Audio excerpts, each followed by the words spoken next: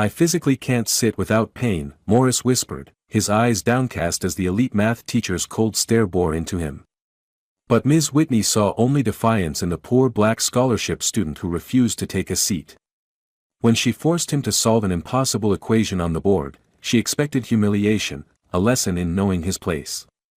But what happens when hidden genius meets years of prejudice? What occurs when talent that's been forced into shadows finally steps into the light? The classroom fell silent as Morris approached the whiteboard, marker in hand. Nobody expected what would happen next. Watch the full story to discover how one brave teacher's hidden talents changed everything for a school trapped in outdated traditions. Dear viewer, if you are watching my story for the first time, I humbly request you write the location from where you are watching right now, subscribe this channel and press the bell icon now not to miss the notifications of my daily published new stories. Thank you, and let's dive into the full story. Morris Jackson stood at the back of Westfield Academy's gleaming mathematics classroom, his worn textbook clutched against his chest. Unlike his classmates who lounged comfortably in ergonomic chairs, Morris hadn't sat down in Ms. Veronica Whitney's classroom for weeks. He couldn't. Not with the lingering pain that shot through his lower back whenever he tried. The classroom buzzed with the confident chatter of students who'd never questioned their place in this elite institution. Morris, however, was acutely aware he didn't belong, not in their eyes, anyway. His scholarship status might as well have been stamped across his forehead. Mr. Jackson, Ms. Whitney's voice cut through the classroom noise like a blade. Are you going to continue your little standing protest today? Morris swallowed hard. No, ma'am. If you can't follow basic classroom protocol, perhaps Westfield isn't the right environment for you. Her lips curled into what might have passed for a smile, but never reached her cold blue eyes. At 16, Morris had perfected the art of invisibility, a skill born of necessity rather than choice. The fewer waves he made, the better his chances of maintaining the scholarship that was his only ticket out of the neighborhood where gunshots sometimes served as alarm clocks. Sorry, Ms. Whitney. He spoke softly, eyes downcast, knowing from experience that explaining about his back pain would only make things worse. A few students snickered. To them, Morris was just the charity case, the black kid from the wrong side of town who should be grateful merely to breathe the same rarefied air as they did. Ms. Whitney turned back to the whiteboard, her gold-streaked blonde hair catching the light. At 49, she wore her position as Westfield's most feared mathematics teacher like a crown.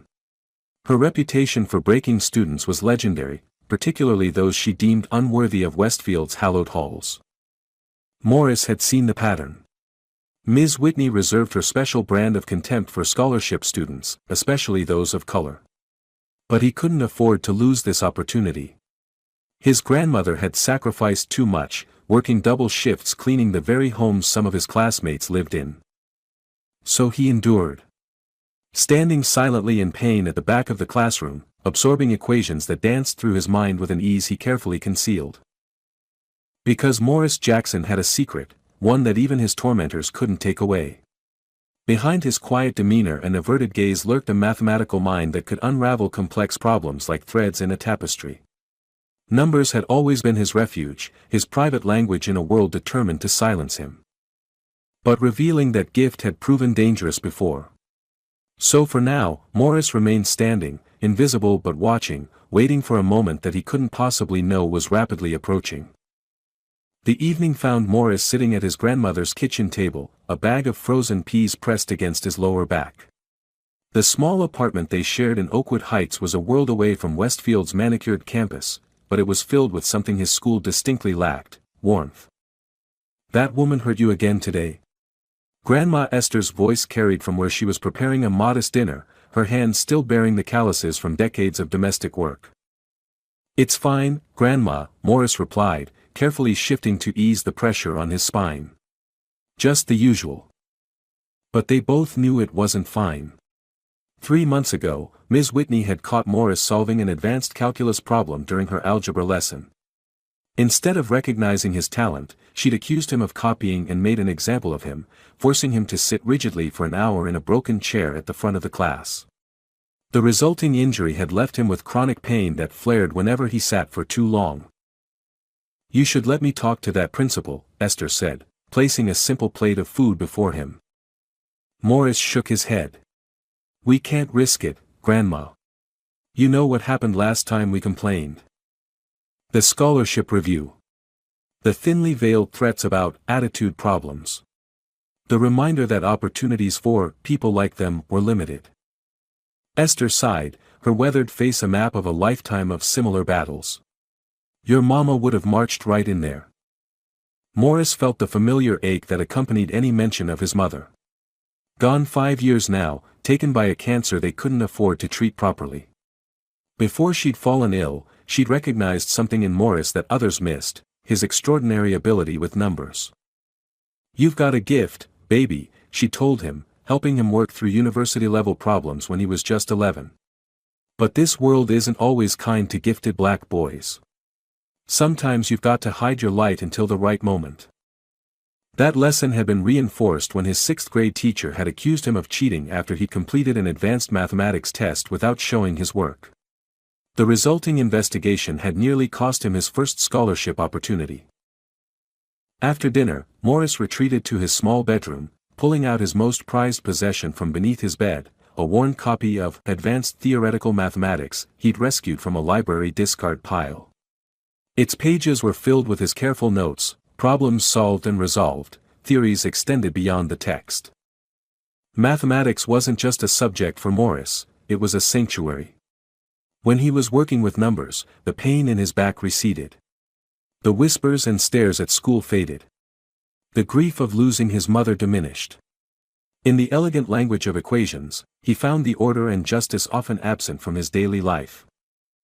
As he worked through a particularly challenging problem, Morris wondered if there would ever be a moment when his ability could be a source of pride rather than potential danger. He couldn't know that such a moment was approaching faster than any equation could predict. Monday morning at Westfield Academy arrived with its usual pomp. Luxury cars lined the circular driveway, discharging students in impeccably pressed uniforms. Morris, having taken 2 buses and walked a half-mile, straightened his second-hand blazer before entering the imposing building. Ms. Whitney's advanced placement mathematics class occupied the prime real estate of the East Wing, with floor-to-ceiling windows overlooking the manicured quad. As Morris entered, the classroom was already filled with his classmates, the children of CEOs, politicians, and old money families whose names graced buildings throughout the city. Morris. Over here, called a voice from the middle row. Zach Chen, one of the few students who acknowledged Morris's existence, gestured to an empty seat beside him. Morris gave a grateful nod but remained standing at the back. Thanks, but I'm good here. Zach's friendly overture drew annoyed glances from others, particularly from Bradley Hamilton IV, whose father chaired Westfield's board. Still too good to sit with the rest of us, charity case. Bradley smirked. Mr. Hamilton, came Ms. Whitney's voice as she entered the classroom. Let's save the socializing for lunch period. Morris noticed she made no comment about Bradley's actual remark, just its timing. That was Westfield in microcosm, appearances maintained, underlying prejudices unchallenged. Ms. Whitney placed her designer handbag on her desk with theatrical precision, surveying the room with the air of a general inspecting troops. Her gaze lingered disapprovingly on Morris. We have a special visitor today, she announced. Principal Harrington will be observing our class briefly as part of our academic excellence review. On cue, Principal Harrington entered, a tall, austere man whose primary qualification seemed to be his ability to charm wealthy parents into increasing their donations. Please continue as normal, Ms. Whitney, he said, taking a seat in the corner. His eyes briefly registered Morris standing at the back, a slight frown creasing his forehead. Ms. Whitney launched into her lecture on differential equations, her teaching style as rigid as her perfectly structured hair. She called on the same students repeatedly, those whose parents might mention their child's classroom participation at the next fundraising gala. Morris followed along silently, noticing errors in her explanation that he dared not point out. When she wrote a sample problem on the board, he solved it mentally long before any of his seated classmates had finished writing it down. Ms. Whitney, Principal Harrington interrupted suddenly. I couldn't help but notice one student standing. Is there a reason for this? All eyes turned to Morris, who felt his face grow hot. Mr. Jackson seems to prefer standing, Ms. Whitney replied, her tone suggesting this was yet another example of Morris being difficult. Despite numerous reminders about proper classroom etiquette. I have back pain, sir, Morris said quietly, his words hanging in the suddenly silent room. It hurts to sit for long periods. Back pain? Principal Harrington echoed skeptically. At 16. Perhaps you should see the school nurse. The nurse already gave him permission, interjected Zach unexpectedly. She wrote a note. Ms. Whitney's expression tightened. Which I haven't received. I gave it to you last week, Morris said, his voice barely audible. Principal Harrington checked his watch. Well, this seems like a matter to resolve after class. Ms. Whitney, please continue your excellent lesson. As Harrington departed and Ms. Whitney resumed teaching, her gaze toward Morris had transformed from irritation to something more dangerous, the look of someone who felt challenged and was plotting a response. Morris caught the expression and felt a familiar twist of anxiety. He'd seen that look before, right before she'd forced him into that broken chair months ago. Scanning the room, he took in the expensive backpacks, the casual displays of privilege, and the vast distance between his reality and theirs. For the 100th time, he questioned whether enduring this environment was worth it. And for the 100th time, he thought of his grandmother, his mother's memory, and the future that a Westfield diploma might unlock. So he remained standing, pain radiating through his lower back, carefully masking both his discomfort and his intelligence as Ms. Whitney's cold gaze periodically returned to him like a predator assessing its prey.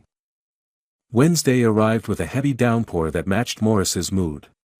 The bus had been late, leaving him to sprint the final distance to school through the rain. By the time he reached Ms. Whitney's classroom, his uniform was damp and his back throbbing from the exertion. Mr. Jackson, Ms. Whitney's voice cut through the pre-class chatter as soon as he entered. Your tardiness is becoming a habit. Sorry, Ms. Whitney. The bus. I'm not interested in excuses, she interrupted, making a show of marking something in her grade book. Perhaps if you lived closer, like the rest of our students, punctuality wouldn't be such a challenge. The comment hung in the air, a deliberate reminder of his outsider status. Several students snickered. Now, as I was explaining to the class, today's quiz will count for 15% of your semester grade. She began distributing papers with brisk efficiency. When she reached Morris's usual spot at the back, she paused. Your standing routine is becoming disruptive, Mr. Jackson. Her voice carried just enough for the nearby students to hear. The other instructors have mentioned it. One might question your commitment to fitting in at Westfield. Morris felt a chill that had nothing to do with his damp clothes. The nurse's note, yes, this mysterious note that somehow never made it to my files. She handed him the quiz. Principal Harrington and I discussed your situation yesterday. We agree that accommodations should be based on documented medical necessity, not preference. It's not preference, Morris replied, his voice uncharacteristically firm. It's pain. Something dangerous flickered in Ms. Whitney's eyes. Then you'll need a doctor's note. Until then, take your seat, Mr. Jackson. The classroom fell silent. Every student watched the standoff with varying degrees of interest and discomfort. Morris knew what a doctor's visit would cost, money his grandmother didn't have.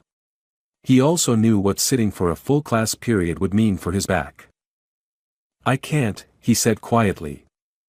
Ms. Whitney's face hardened. Can't or won't, Mr. Jackson. This defiance suggests you might not be Westfield material after all. The threat was clear. His scholarship hung by a thread controlled by people like Ms. Whitney and Principal Harrington. One call about his attitude problem could end everything. From the corner of his eye, Morris saw Zach half rise from his seat, concern evident on his face.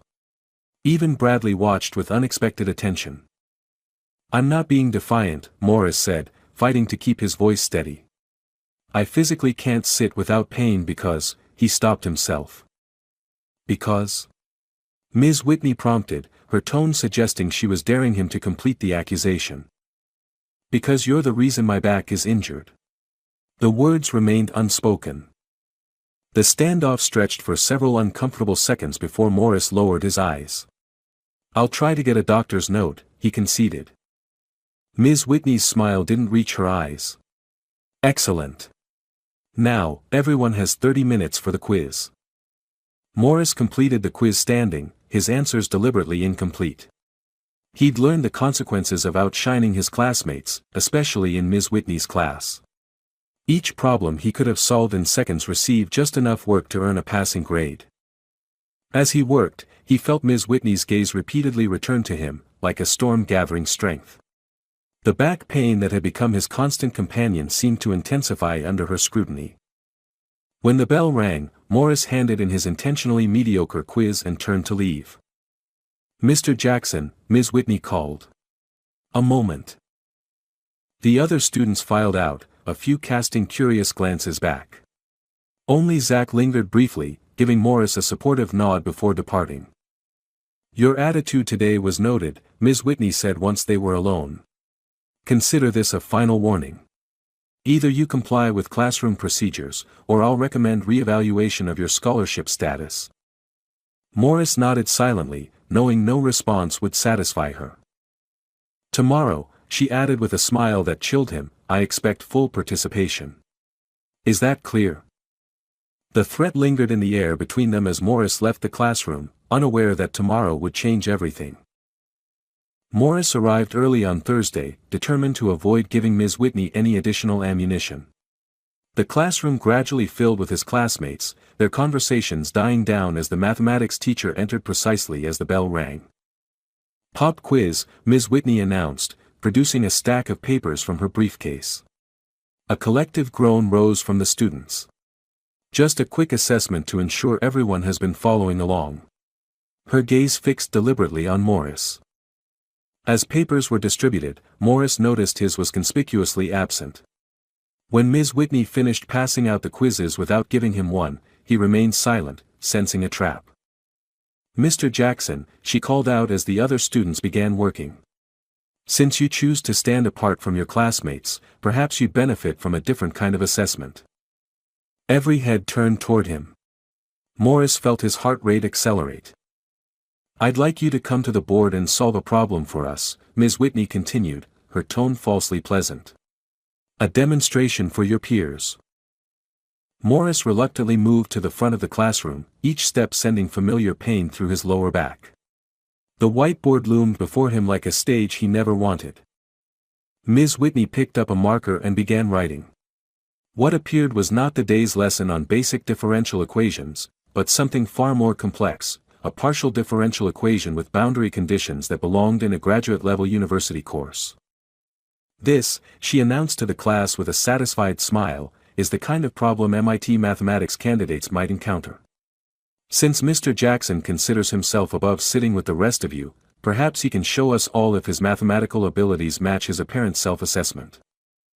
The equation sprawled across the board in Ms. Whitney's precise handwriting. Del superscript 2u slash del t superscript 2 equals c superscript 2 nabla superscript 2u, k nabla u plus f, x, y, z, t. The boundary conditions are non-trivial, she added, writing additional constraints. Take your time, Mr. Jackson. We're all eager to see your approach. Morris stood frozen, marker in hand, aware of every eye on him.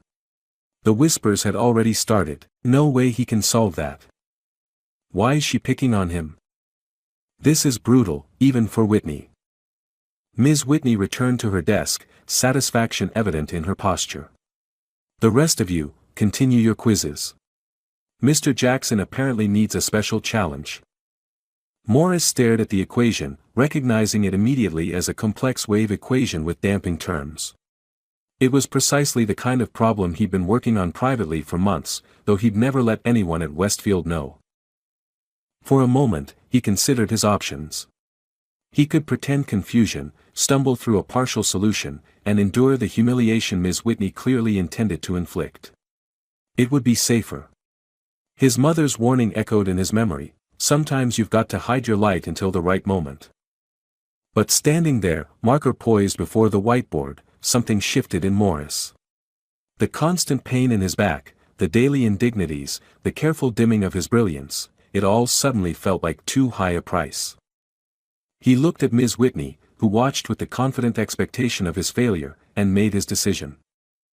Maybe this was the right moment after all. The classroom fell silent as Morris faced the whiteboard, marker in hand. Ms. Whitney's smug expression reflected in the glossy surface as she settled behind her desk, preparing to witness what she assumed would be his humiliation. Morris took a deep breath. For years, he'd hidden his mathematical abilities, dimming his light to avoid exactly this kind of attention. But standing before this equation, one that most college professors would approach with caution, he felt something unexpected: relief. The complex wave equation with its damping terms and boundary conditions wasn't just familiar, it was a friend. Like meeting someone from home in a foreign country. He started slowly, deliberately, mapping out his approach rather than jumping directly to the solution. First, he identified the equation as a fourth-order partial differential equation modeling wave propagation with internal damping. His marker moved confidently across the whiteboard as he wrote out his initial observations. "Mr. Jackson, we don't have all day," Ms. Whitney called, her voice carrying a note of impatience that poorly masked her certainty of his coming failure. Morris ignored her, entering a mental space where nothing existed except the problem before him. The classroom faded away, no watching students, no antagonistic teacher, no pain in his back, just numbers and symbols dancing in precise patterns. He began by separating variables, a classical approach but with a modification he'd read about in a paper by a Fields medalist. His handwriting, normally cramped to hide his work from prying eyes, now flowed across the board with elegant precision. Behind him, the whispers had changed tone. "Wait, is he actually solving it? I can't even follow what he's writing. How does he know this stuff?" Ms. Whitney's voice cut through again, sharper now. "Mr. Jackson, if you're simply copying something you've memorized." Morris turned briefly. "I'm not, Ms. Whitney. I'm applying a modified separation of variables approach with a Fourier transformation to handle the boundary conditions." He spoke with quiet confidence, then returned to his work. The marker continued its dance across the whiteboard.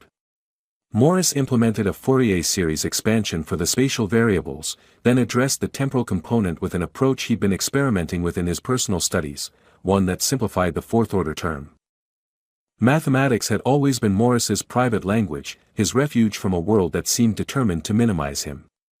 In his small bedroom, surrounded by borrowed and discarded textbooks, he'd pushed far beyond what any 16-year-old was expected to know, not for grades or recognition, but because numbers made sense when little else did.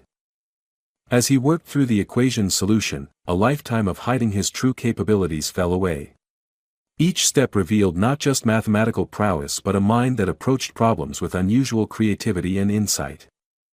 "He's using techniques from quantum field theory," whispered one student who had a physicist father. "That's graduate-level stuff."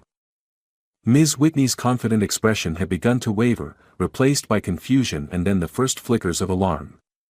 This was not proceeding as she had planned. Morris had filled nearly the entire whiteboard now, his solution elegant in its execution.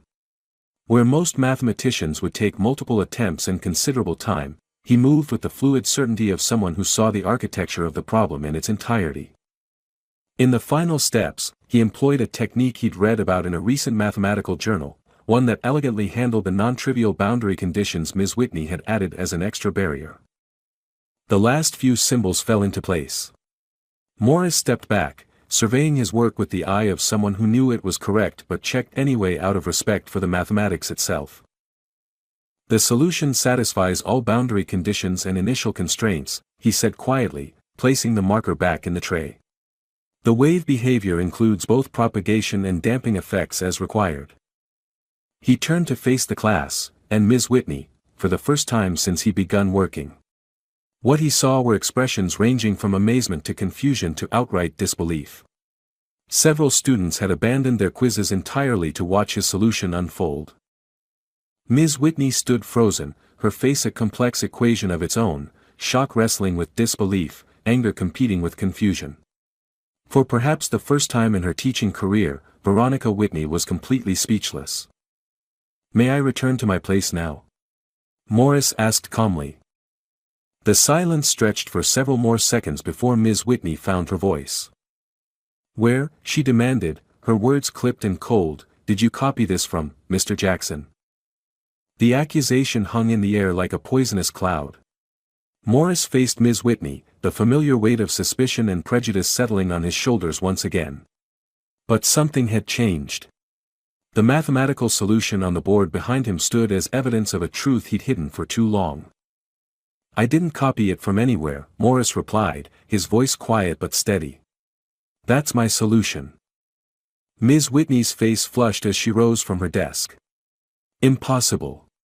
This is graduate-level mathematics. You expect me to believe a 16-year-old, she stopped herself, but the unspoken qualifier was clear to everyone in the room, a 16-year-old black scholarship student from the wrong side of town. You can test me, Morris offered. Ask me to explain any part of the solution. The classroom remained eerily silent. Several students were surreptitiously taking photos of the whiteboard with their phones. Ms. Whitney approached the board, scanning the elegant mathematics with increasingly desperate scrutiny, searching for errors that weren't there. Her finger traced along a particularly complex section where Morris had implemented the modified Fourier transformation. This technique, she challenged, tapping the board, isn't taught at the high school level. How do you explain knowing it? I read, Morris answered simply. MIT and Stanford publish their course materials online. The university library downtown doesn't check student IDs on weekends. Bradley Hamilton, unexpectedly, spoke up from his seat. My father's friend teaches at Caltech. That's the approach he published in the American Mathematical Journal last year. Ms. Whitney's head snapped toward Bradley, surprise at his contribution evident. She turned back to Morris, her academic certainty battling with the evidence before her eyes. Even if you've read about these techniques, she insisted, application at this level requires years of training. This solution. She gestured at the board, reluctance in every movement. This isn't just correct. It's elegant. The last word seemed physically painful for her to utter. Morris said nothing. For years, he'd concealed his mathematical abilities, solving complex problems in the privacy of his bedroom, using scraps of paper that his grandmother thought were homework. The joy of mathematics had been his secret comfort against a world determined to underestimate him. I started teaching myself calculus when I was 9, he finally said. My mom noticed I was different with numbers. Before she got sick, she would bring home books from the library where she worked. Ms. Whitney's expression shifted, the certainty of her accusations beginning to crumble against this simple explanation. After she died, I kept going. It was. Morris paused, searching for words that wouldn't sound pretentious. It was how I felt close to her. Several students were watching with open fascination now. Zach had a half-smile of vindication on his face. Ms. Whitney turned back to the board, examining the solution again. Her training as a mathematician was battling with her preconceptions about Morris. Professional integrity warred with personal prejudice. The approach is unorthodox, she conceded finally. But the mathematics is sound. Coming from Ms. Whitney, this grudging acknowledgement was equivalent to effusive praise. Morris nodded, neither celebrating nor gloating. For him, this wasn't about proving his teacher wrong, it was about finally being seen clearly, if only for a moment. May I return to my place now? He asked again. Ms. Whitney hesitated, then nodded stiffly. As Morris made his way back to his standing position at the rear of the classroom, the dynamic had shifted palpably. Students who had never given him a second glance now watched him with new interest. The boy they had dismissed as the silent scholarship case had suddenly revealed depths they couldn't fathom. The remainder of class passed in a blur of subdued tension. Ms. Whitney attempted to resume her normal teaching rhythm, but her voice lacked its usual authoritative edge. Occasionally, her gaze would drift back to the complex solution still displayed on the whiteboard, a visible challenge to her assumptions. When the bell rang, students filed out slowly, many taking final glances at both the whiteboard and Morris. As Morris gathered his worn textbook, Ms. Whitney's voice stopped him. Mr. Jackson. He turned, bracing himself. Where, she asked, her voice carefully controlled, did you learn about the back substitution method you used in the final step? It's not in any of the standard texts. For a moment, Morris considered lying, claiming he'd read it somewhere impressive. Instead, he chose the truth. I didn't learn it. I developed it while working on a similar problem last year. Without waiting for her response, Morris walked out of the classroom, leaving Ms. Whitney alone with the evidence of everything she'd refused to see. By lunch period, word had spread throughout Westfield Academy's hallowed halls. The story morphed with each retelling. Morris had solved an impossible equation, Ms. Whitney had been trying to fail him, the scholarship student was actually a mathematical prodigy. Morris sat alone in the cafeteria, the same as every day, but the atmosphere around him had changed. Students who had never acknowledged his existence now cast curious glances his way. A few teachers from the science department found reasons to walk past his table, observing him with newfound interest. Mind if I join you? Zach appeared with his lunch tray. Morris nodded, grateful for the familiar face. You're trending on Westfield Social, Zach said, sliding into the seat across from him. Bradley's post about the hidden genius of Westfield has like 300 comments already. Morris picked at his subsidized lunch. It's not a big deal. Not a big deal. Zach laughed incredulously. Dr. Abernathy from the math department nearly had a stroke when he saw photos of your solution. He's been telling everyone that approach hasn't been published anywhere. Morris shrugged uncomfortably. The attention was precisely what he'd spent years avoiding. It's just math. Zach studied him. Why did you hide it? You could have been in the advanced track, maybe even early college admission. Before Morris could answer, a shadow fell across their table. Mr. Collins, the mathematics department chair, stood there with an expression of barely contained excitement. Mr. Jackson, he said formally. I'd like to speak with you after your last class today. My office. He glanced around at the now watching students and added, nothing to worry about. Quite the opposite, in fact. After Collins departed, the lunchroom buzzed with renewed speculation. Morris felt the weight of scrutiny press down on him, heavier than his back pain. This could change everything for you, Zach said earnestly. Morris wasn't so sure. Years of experience had taught him that revealing his true abilities often led to accusations rather than opportunities. One extraordinary moment at the whiteboard wouldn't erase deeply ingrained prejudices. He was right. By sixth period, Ms. Whitney had regrouped. When Morris arrived at her classroom for the AP Mathematics study session, she was waiting with Principal Harrington and a stack of papers. Mr. Jackson, Principal Harrington began gravely. Ms. Whitney has brought some serious concerns to my attention regarding this morning's incident. Morris felt a familiar sinking sensation. He'd seen this playbook before. I've reviewed the problem and solution, Ms. Whitney stated, her composure fully restored. Upon further examination, I've identified sections that precisely match published work by Professor Takahashi at MIT. She placed a printout on the desk. This cannot be coincidence. Either Mr. Jackson has had access to unpublished solutions, or someone has been helping him misrepresent his abilities. The accusation was clear, cheating. The same charge that had followed him since elementary school whenever he'd allowed his true abilities to show. That's not true, Morris said, fighting to keep his voice steady. I solved it myself. A 16-year-old cannot independently derive approaches that match the work of world-class mathematicians, Ms. Whitney insisted. It's statistically impossible. Principal Harrington nodded solemnly. These are serious allegations, Mr. Jackson. If true, they would constitute a violation of Westfield's honor code. Morris felt the familiar pressure building in his chest, the weight of systemic disbelief that had followed him throughout his academic life. Before he could respond, the classroom door opened. I believe I can address this matter, said Mr. Collins, entering with a tall, distinguished-looking man in a tweed jacket. This is Professor Emmett Richardson from the State University Mathematics Department. I took the liberty of sending him photos of Mr. Jackson's solution. Professor Richardson stepped forward, eyeing Ms. Whitney and Principal Harrington with obvious disapproval. I've reviewed the work in question. While it does share methodological similarities with Takahashi's approach, there are distinct differences that actually improve upon the original. He turned to Morris with undisguised interest.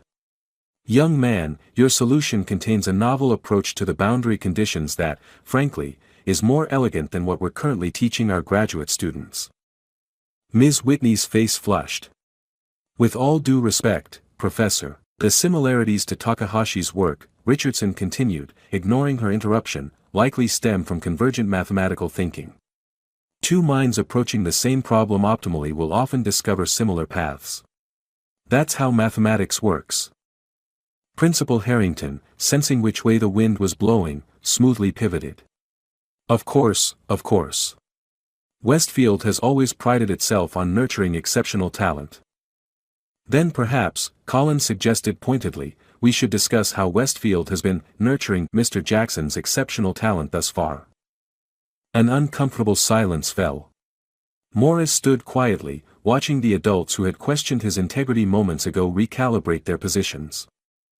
I believe, Collins continued, we should also address why Mr. Jackson has been standing in classes rather than sitting. The nurse mentioned something about a back injury.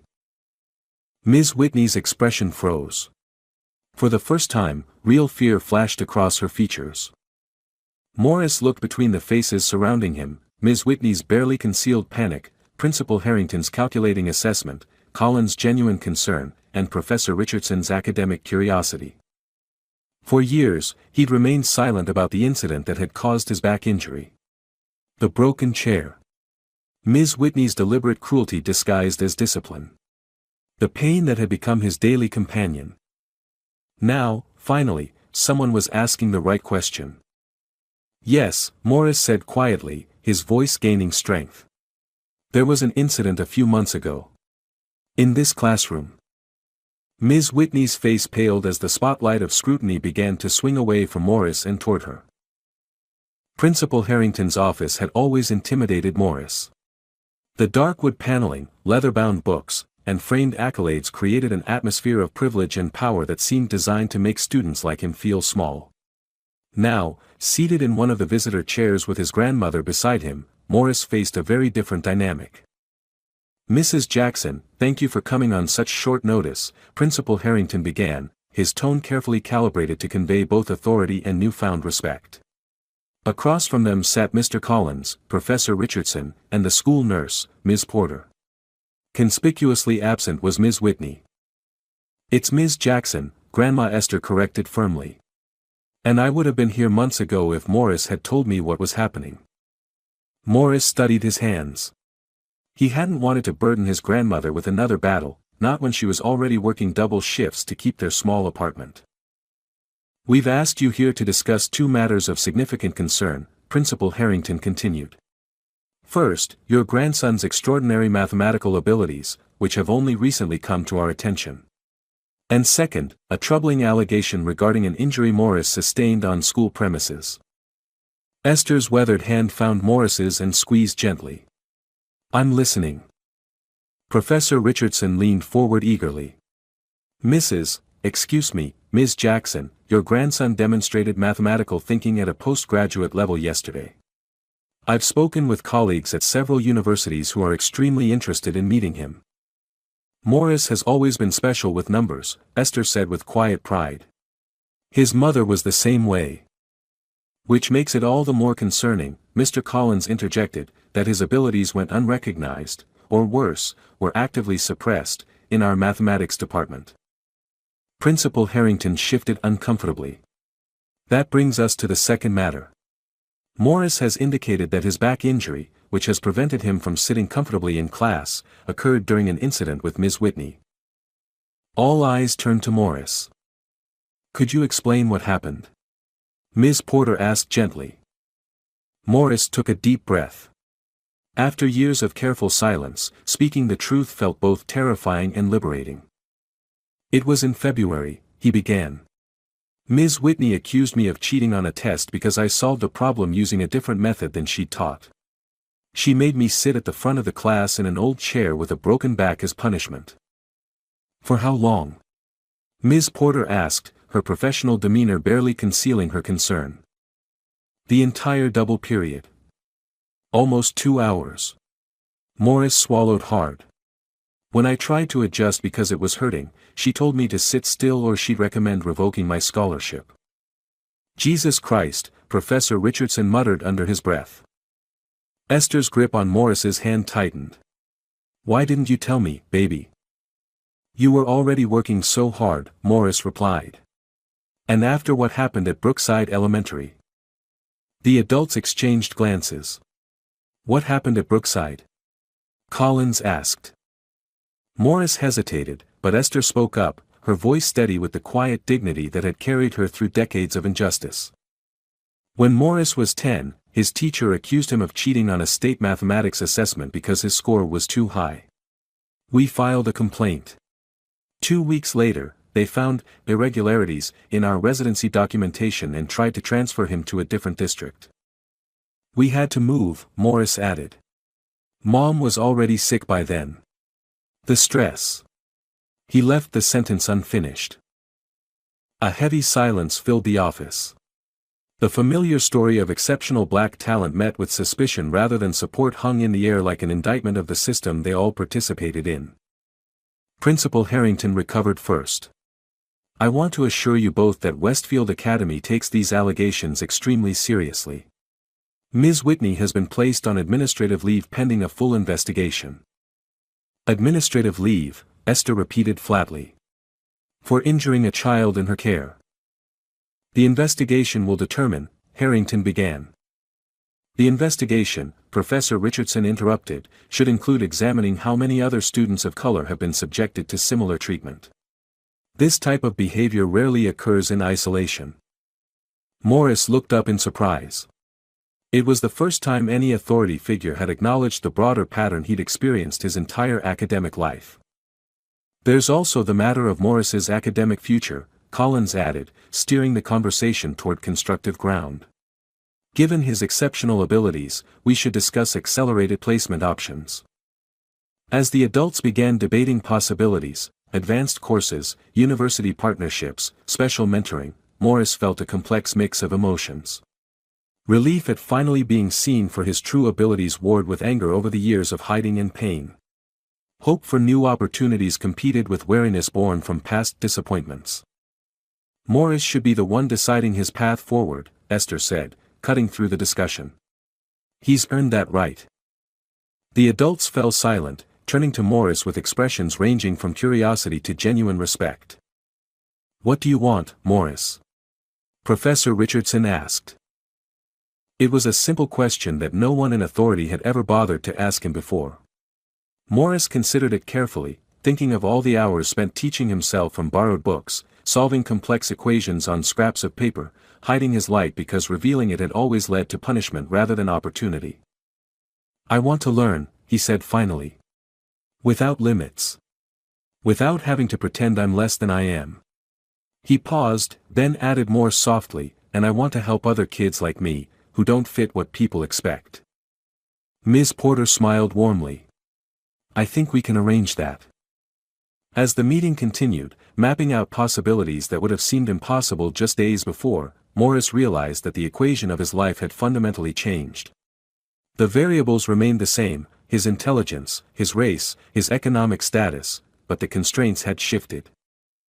For the first time, he allowed himself to calculate a future unbound by the limits others had imposed. The official inquiry into Ms. Whitney's conduct was scheduled for Friday afternoon. Morris arrived at the administration building with his grandmother, both dressed in their best clothes, Esther in a pressed blue dress she wore for church, Morris in the single suit he owned, purchased secondhand for his mother's funeral. The conference room contained a long table where the school board representatives already sat in somber discussion. Principal Harrington nervously adjusted his tie while Mr. Collins reviewed documents with uncharacteristic intensity. At the far end sat Ms. Whitney, her lawyer whispering urgently in her ear. When Morris entered, the room fell silent. Ms. Whitney refused to meet his gaze, staring fixedly at her folded hands. Mr. Jackson, Ms. Jackson, "Thank you for attending," said Dr. Eleanor Winters, the board chairperson. "Please understand that this is not a formal legal proceeding but an internal investigation to determine appropriate actions regarding serious allegations." Morris nodded, his back aching from tension more than the old injury. Beside him, Esther sat straight-backed and dignified, her hand protective on his arm. "Ms. Whitney has provided a written statement," Dr. Winters continued, in which she acknowledges instructing Morris to sit in a chair that was in need of repair, but contends she was unaware of any resulting injury. "That's not true," Morris said quietly. Dr. Winters turned to him. "Would you please share your account of the events?" Morris took a deep breath, facing Ms. Whitney directly for the first time. "I told her the chair was broken. I told her it was hurting my back after 30 minutes. She said I was being dramatic and threatened to call my grandmother about my attitude problem." Ms. Whitney's lawyer leaned forward. "My client maintains that—" "I'm not finished," Morris interrupted, surprising even himself with his assertiveness. "After class, I could barely stand up straight. I went to the nurse's office, but Ms. Whitney had already called ahead to say I was trying to get out of detention. The nurse gave me an ice pack but didn't document anything." Ms. Porter, the school nurse, shifted uncomfortably. "That is correct. I received a call from Ms. Whitney regarding Morris potentially exaggerating symptoms. I regret that I allowed that to influence my assessment. And this wasn't an isolated incident," Morris continued, his voice growing stronger. "From my first day at Westfield, Ms. Whitney has treated me differently from other students. She's questioned my work, ignored my raised hand, made comments about my scholarship status in front of the class." "These are serious accusations," Principal Harrington interjected. "Without documentation." "There is documentation," Mr. Collins said unexpectedly, placing a folder on the table. "I've compiled instances where Ms. Whitney's grading of Morris's work shows significant discrepancies compared to students with similar answers but different demographics." He opened the folder to reveal side-by-side comparisons of test papers. Morris consistently received lower scores for identical work. In several cases, correct answers were marked wrong with no explanation. Ms. Whitney's composure finally broke. "This is absurd. I've been teaching for 23 years. You can't possibly suggest I would deliberately." "What about the chair incident?" Esther interrupted, her voice calm but carrying unmistakable strength. "Are you denying you forced my grandson to sit in a broken chair as punishment?" "It was discipline, not punishment," Ms. Whitney retorted. "Morris was being insubordinate." "Insubordinate how?" Dr. Winters asked. Ms. Whitney hesitated. "He solved the problem using a method I hadn't taught. When questioned, he couldn't adequately explain his approach." "Because you didn't give me a chance," Morris said. "You just assumed I cheated." "Your solution matched one from an advanced textbook not used in our curriculum," Ms. Whitney countered. "What was I supposed to think?" "Perhaps," Professor Richardson suggested from his place as an observer, "that you had an exceptional student who was teaching himself beyond your curriculum." The room fell silent as the implication settled. Ms. Whitney had seen Morris's abilities not as a gift to be nurtured but as a threat to be contained. "There's something else," Morris said, his voice quiet but clear. "The day I solved the equation on the board, you accused me of copying from Professor Takahashi's work." "Yes, the similarities were." "I'd never heard of Professor Takahashi until you mentioned him," Morris interrupted. "But you had. You recognized my approach because you'd studied his work. Which means you knew exactly how advanced that equation was when you put it on the board." Principal Harrington looked confused. "I don't understand." "I think I do," Mr. Collins said grimly. Ms. Whitney didn't expect Morris to solve the equation. She chose it specifically because it was far beyond high school level, graduate level, in fact. She intended to humiliate him, to put him in his place, by demonstrating his limitations in front of the class. Ms. Whitney's face paled. "That's not," but instead, Collins continued relentlessly, Morris solved it. Not only solved it, but improved upon methods published in peer-reviewed journals. And rather than celebrating this extraordinary achievement, you immediately accused him of cheating. Again. The pattern was undeniable now, laid bare in the sterile conference room. Years of systemic bias distilled into one teacher's persistent refusal to see Morris's true abilities. "I want to add something," Morris said, finding strength he didn't know he possessed. "This isn't just about me. How many other students has Ms. Whitney treated this way? How many kids gave up because they were told they didn't belong?" Esther squeezed his arm with pride. Dr. Winters studied Morris thoughtfully before turning to Ms. Whitney. "Do you have anything to add in your defense?" Ms. Whitney's lawyer began to speak, but she waved him off, finally meeting Morris's gaze directly. In her eyes, Morris saw something unexpected, not just anger or defiance, but genuine incomprehension. She truly couldn't reconcile his abilities with her preconceptions. "I've always maintained the highest standards for all my students," she said stiffly. If Morris felt singled out, that was not my intention. The non-apology hung in the air, revealing more in its inadequacy than any confession could have. Dr. Winters closed her folder. "The board will deliberate and deliver our decision on Monday. Until then, Ms. Whitney remains on administrative leave." She paused, then addressed Morris directly. "Mr. Jackson, regardless of the outcome of this investigation, I want to personally apologize for what you've experienced at Westfield. You deserved better." As the meeting concluded and people began gathering their materials, Professor Richardson approached Morris. "That took courage," he said quietly. "Not just solving the equation, but standing up for yourself today." Morris nodded, emotionally drained but also feeling lighter somehow, as if naming the injustice had begun to lift its weight. "The university would be honored to have you visit our mathematics department," Richardson continued. "No pressure, no expectations, just the opportunity to explore your potential without limits." For the first time in years, Morris allowed himself to imagine a future where his abilities were seen as a gift rather than a threat. As he and his grandmother left the building, stepping into the afternoon sunshine, he felt something shift within him, the first tentative steps of a transformation that had begun with a complex equation on a whiteboard. Monday morning dawned with unusual clarity for early spring. Morris woke before his alarm, the events of Friday's inquiry still vivid in his mind. He dressed carefully in his Westfield uniform, uncertain what awaited him at school but determined to face it with dignity. "You sure you're ready for this?" Grandma Esther asked over their simple breakfast. "You could take another day. Dr. Winters would understand." Morris shook his head. "I'm done hiding, Grandma." The bus ride to Westfield seemed shorter than usual.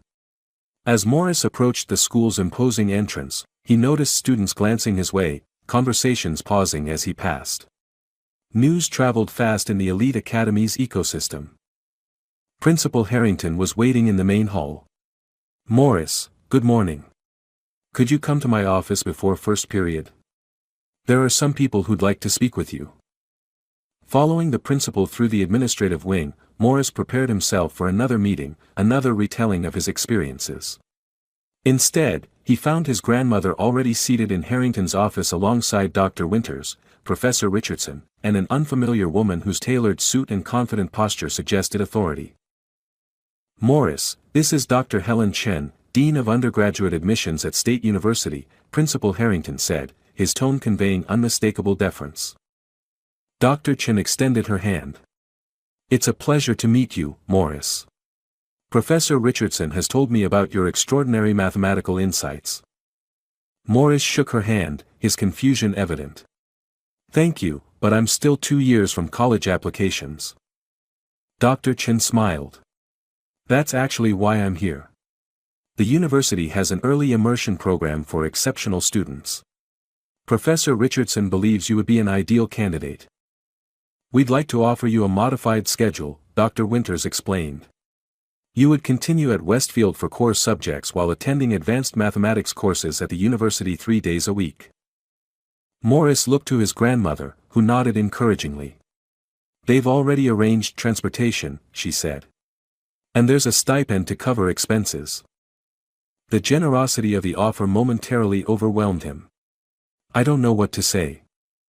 "Say yes," Professor Richardson urged. Our department hasn't been this excited about a young mathematician in years. Morris nodded, still processing the unexpected opportunity. Thank you.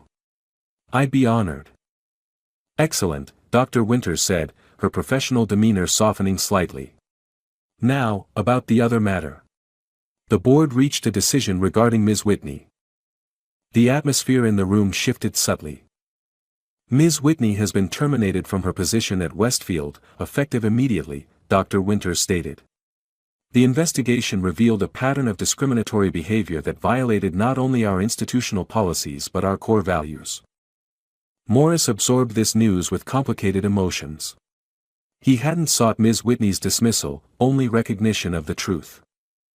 Additionally, Dr. Winters continued, the board has authorized a comprehensive review of academic assessment practices across all departments, with particular attention to potential biases affecting scholarship students and underrepresented groups. This, Morris realized, was the more meaningful victory, not the punishment of one teacher, but the acknowledgement of systemic problems that affected many students. We've also established a new faculty position, Principal Harrington added. A director of inclusive excellence who will report directly to the board. And who will this person be? Esther asked, her tone making it clear she knew how such intentions could evaporate without accountability. Dr. Winters smiled. We're in discussions with several candidates, including Mr. Collins, who first identified the grading discrepancies in Ms. Whitney's class. There's one more thing, Dr. Chen said, turning to Morris. The university's mathematics department would like to review the innovative approach you used in solving that wave equation.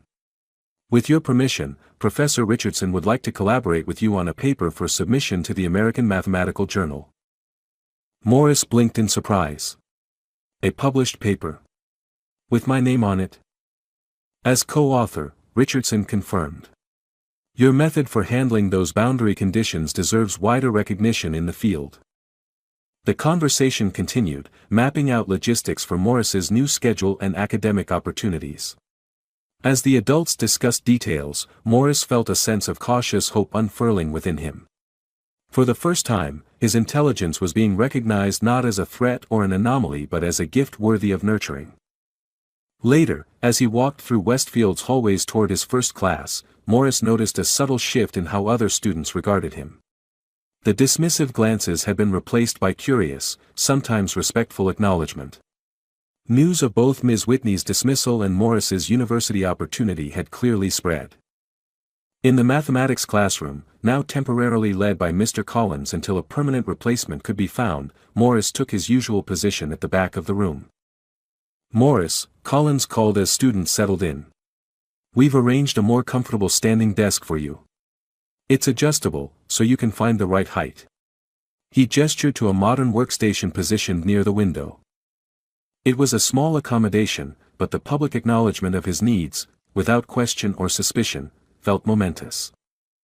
As Morris moved to the new desk, he passed Bradley Hamilton, who surprisingly nodded in acknowledgement. Hey, math genius, Bradley said, his tone lacking its usual condescension. Heard you're heading to State U, pretty impressive. Morris nodded cautiously, still adapting to this new reality where his abilities were acknowledged rather than denied. As class began, Mr. Collins wrote a complex problem on the board.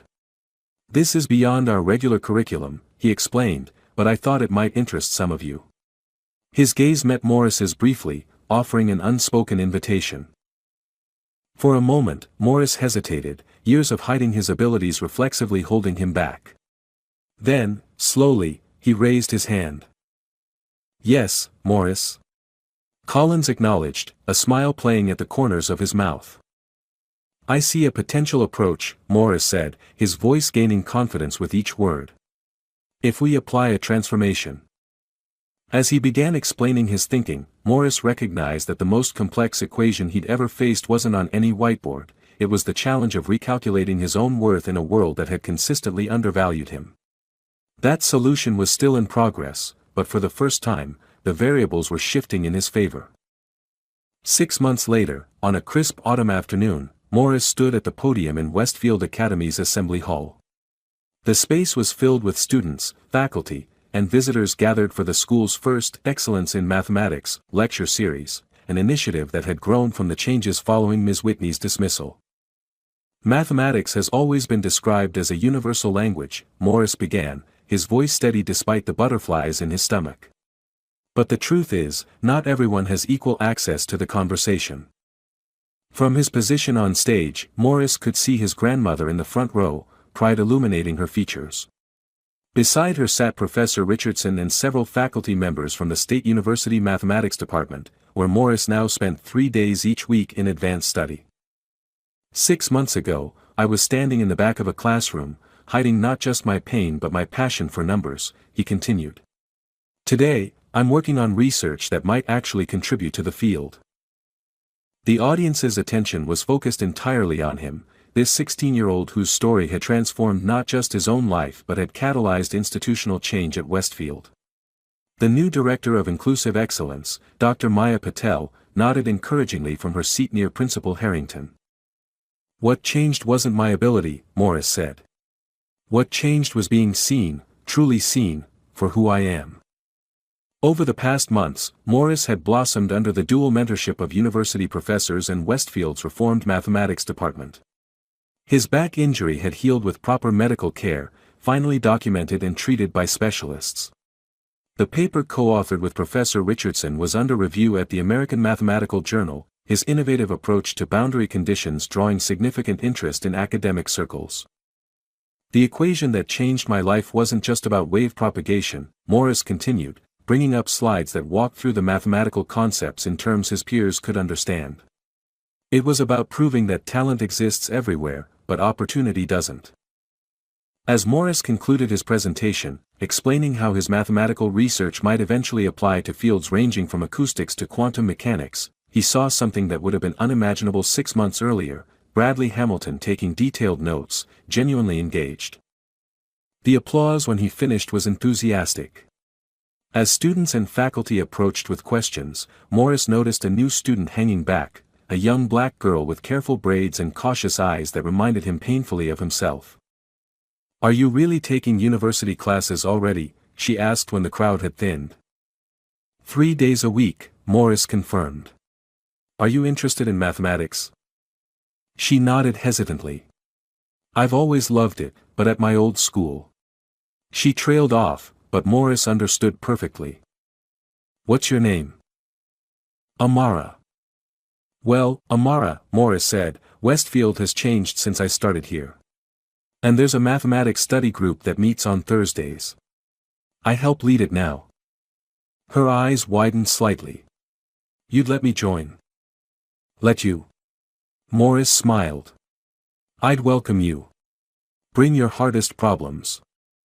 Later, walking home with his grandmother rather than taking the bus, a luxury they could now afford thanks to the university stipend, Morris reflected on the day. "You did good up there," Esther said, linking her arm through his. "Your mama would have been so proud." "I keep thinking about what would have happened if I hadn't solved that equation that day," Morris admitted. "If I just pretended I couldn't do it." Esther squeezed his arm. "But you did solve it. You showed them who you really are." They walked in comfortable silence for a moment, autumn leaves crunching beneath their feet. "That new girl who came up to you after," Esther observed. "She reminded me of you when you first started at Westfield." Morris nodded. "That's why I have to make sure her experience is different."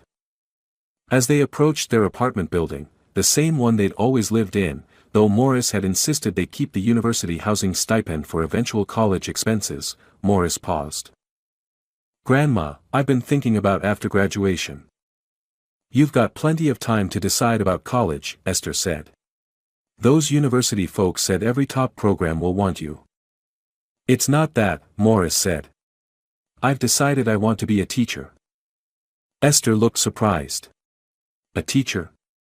With your mathematics ability?" "A mathematics teacher," Morris clarified.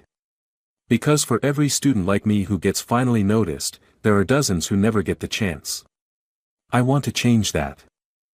Esther studied him for a long moment, then smiled. "Your mama always said you changed the world. I think this is what she meant." As they climbed the stairs to their apartment, Morris considered the complex equation of his future, still filled with unknowns and variables, but no longer constrained by the artificial limits others had tried to impose. In the language of mathematics, he had found his voice. And in teaching, he would ensure others found theirs. The solution, Morris realized, had been inside him all along. Not just to that complex equation on the whiteboard, but to the far more important question of who he was meant to be. Dear friend, some truths are universal. Talent exists in every community, but opportunity doesn't always follow. Morris's story reminds us that brilliance often hides in plain sight, waiting to be recognized rather than dismissed. When we look beyond our preconceptions, we discover potential that can transform not just one life, but entire institutions. If this story touched your heart or made you think differently about the hidden potential in others, please like this video and subscribe to our channel. Together, we can share more stories that challenge expectations and inspire change in our communities and schools.